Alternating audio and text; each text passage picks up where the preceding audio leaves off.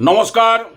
তারা মায়ের রাতুল চরণে কোটি কোটি প্রণাম জানিয়ে, গুরুদেবের চরণে কোটি কোটি প্রণাম জানিয়ে আজকের অনুষ্ঠানের যে মূল উদ্দেশ্য বা মূল কথাটি হচ্ছে, মার্চ মাস জুড়ে রাহু এবং কেতুর দাপটে প্রায় প্রতিটি মানুষের বা প্রতিটি রাশির জাতক জাতিকাদের নানা রকম দিক থেকে বিভিন্ন ঝামেলা ঝঞ্ঝাটে পড়ে যেতে পারেন। অশুভ এই দুই গ্রহকে শান্ত রাখতে কি কি উপায় মেনে চলবেন সেগুলো বলে দিচ্ছি। কোন কোন কাজ ভুলেও করবেন না সেগুলো সম্বন্ধে আপনাদের কাছে তুলে ধরছি। প্রথম কথা হচ্ছে, রাহু এবং কেতু এবং শনি হচ্ছে জ্যোতিষের বিচারে নপুংসক হিজড়ে গ্রহ। এই রাহু এবং কেতু প্রতিটি মানুষের পার্থিব চাহিদা বৃদ্ধি করে।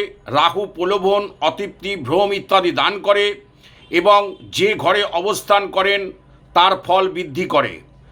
কেতু যে স্থানে অবস্থান করে কোনো না কোনোভাবে সেই স্থানের ফলদানের ক্ষমতা নাশ করে দেয়।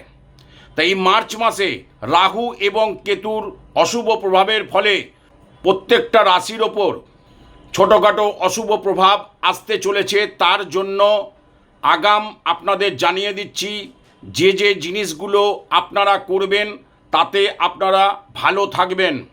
রাহু এবং কেতুর পৃথক পৃথক বীজমন্ত্র আছে। রাহু এবং কেতুর প্রকোপ থেকে বাঁচতে প্রতিদিন রাহু এবং কেতুর বীজমন্ত্র জপ করতে পারেন, তাহলে ভালো হবে। যদি রাহু এবং কেতুকে তুষ্ট করতে হয় তাহলে প্রতি সপ্তাহে যে কোনো একটি দিন গরিব দুঃখীদের কালো তিল অথবা সর্ষের তেল দান করতে পারেন।